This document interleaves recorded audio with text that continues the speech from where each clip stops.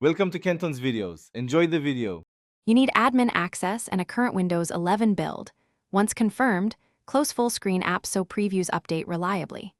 Now press Windows plus I or open Start and select Settings. This gets you straight to system controls without detours. Make sure display cables are secure if you use external monitors, because physical connections affect available resolutions.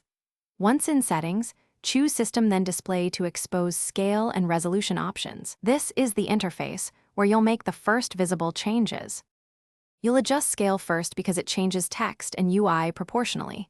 Select 100%, 125%, 150%, or enter a custom percentage if needed. Once done, make sure to check resolution and pick the recommended native setting to keep clarity. Lower resolutions enlarge everything but can blur text. If you use multiple monitors, select each display in the top area and repeat the adjustments. Then open Advanced Display Settings to confirm refresh rate and color depth. These refine visual performance after size changes.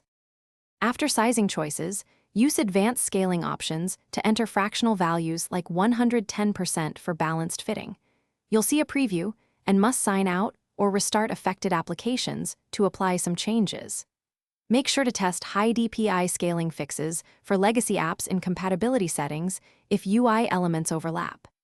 If icons or text look wrong, open Device Manager and update your display adapter driver, or simply revert to the previous scale and resolution.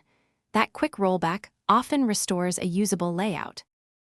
Thanks for watching. Consider subscribing if we helped you.